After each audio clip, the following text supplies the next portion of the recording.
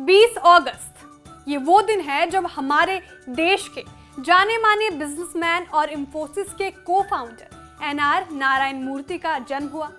आंखों में सपना, एक जिद और उधार के मात्र 10,000 रुपए के साथ अपनी जीवन की शुरुआत करने वाले एनआर नारायण मूर्ति।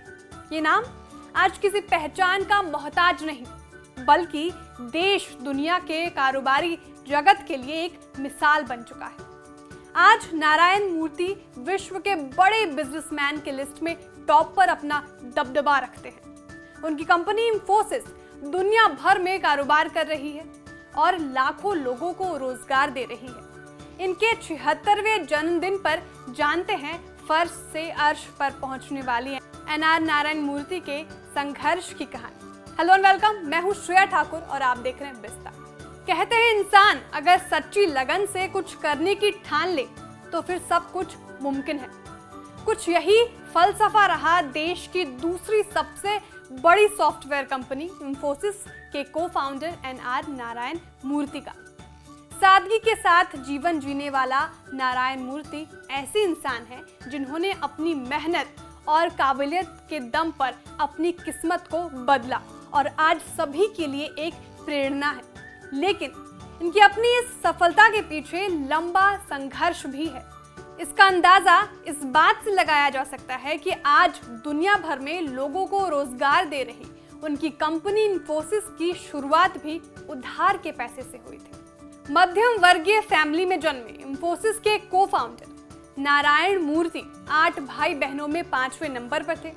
उनका जन्म 20 अगस्त 1946 को कर्नाटका के सिद्धलाघट्टा में हुआ था। उन्होंने 1967 में national institute of engineering Mysore university से इलेक्ट्रिक इंजीनियरिंग की डिग्री ली थी। इसके बाद 1969 में आईआईटी कानपुर से एमटेक किया। इसके बाद उन्होंने 1970 के अंत में पुणे के पाटनी कंप्यूटर्स में बतौर असिस्टेंट मैनेजर नौकरी की शुरुआत की। नारायण मूर्ति की शादी सुधा मूर्ति के साथ 10 फरवरी 1978 को बेंगलुरु में हुई। शादी के बाद से नारायण मूर्ति की जिंदगी में बड़ा बदलाव आना शुरू हो गया। उन्होंने अपनी कंपनी शुरू करने की जिद पकड़ ली। सबसे पहले उन्होंने सॉफ्ट्रॉनिक्स नाम से कंपनी शुरू की, लेकिन वो असफल साबित हुई। पर नारायण मूर्ति अपनी जिद पर अड़े रहे। नारायण मूर्ति ने 1981 में अपने 6 साथियों के साथ कंपनी शुरू करने का ऐलान किया। उस दौरान नारायण मूर्ति अपनी पत्नी सुधा के साथ एक कमरे के मकान में रहते थे। कंपनी का नाम इंफोसिस तय हुआ और इसकी स्थापना में नारायण मूर्ति ने अपना हिस्सा देने के लिए पत्नी से 10,000 रुपए उधार लिए थे। इस तरह पुणे के एक अपार्टमेंट में कंपनी की शुरुआत हुई। साल 1983 में कंपनी का मुख्यालय पुणे से बेंगलुरु ट्रांसफर कर दिया गया। नारायण मूर्ति कई कार्यक्रमों में पत्नी से उधार पैसे लेने की बात गर्व के साथ जिक्र करते रहे हैं। इंफोसिस का बिजनेस अमेरिका, इंग्लैंड सहित दुनिया के कई देशों में है। 1981 से लेकर 2002 तक नारायण मूर्ति कंपनी के सीईओ रहे और उनके नेतृत्व में ये दुनिया की बड़ी कंपनियों के बराबर में पहुंच गई। 1991 में इंफोसिस पब्लिक लिमिटेड कंपनी में बदली और 1999 में इसके शेयर अमेरिकी स्टॉक मार्केट नैस्डैक में लिस्ट हुए। फिलहाल इंफोसिस मार्केट कैप के हिसाब से देश की टॉप 10 कंपनियों में शामिल है। इसका मार्केट कैप 6,70,920.64 करोड़ रुपए है। फोर्ब्स की रियल टाइम लिस्ट के मुताबिक भारतीय उद्योगपति और इंफोसिस के को फाउंडर एनआर नारायण मूर्ति का नेटवर्थ 3.8 अरब डॉलर है। आज इंफोसिस एक लीडिंग सॉफ्टवेयर कंपनी है जो business consulting, information technology and outsourcing services मुहैया कराती है। नारायण मूर्ति की एक बात जिसे उन्होंने कई बार कहा है, सफलता की कुंजी मानी जाती है। ये कहते हैं कि आपने किस संस्थान से शिक्षा प्राप्त की है, इससे कोई फर्क नहीं पड़ता। आप अपने कठिन परिश्रम से अपने पूरे जीवन को बदल सकते हैं।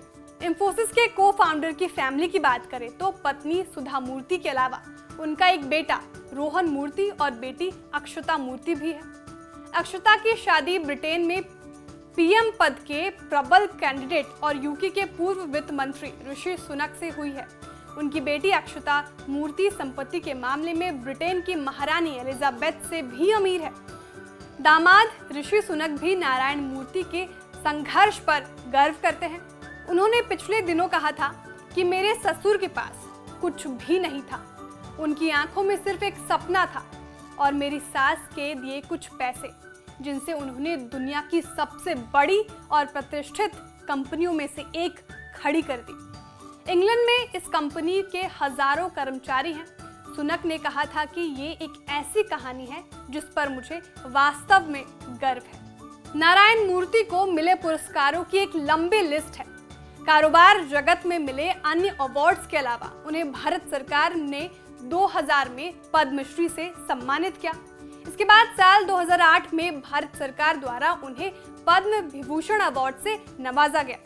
यही नहीं, साल 2008 में ही फ्रांस सरकार ने भी उन्हें officer of the Legion of Honour से सम्मानित किया था। आपको हमारा वीडियो कैसा लगा कमेंट करके जरूर बताएं। वीडियो को लाइक और शेयर करना न भूलें। ऐसे ही वीडियो देखने के लिए बिस्तक को सब्सक्राइब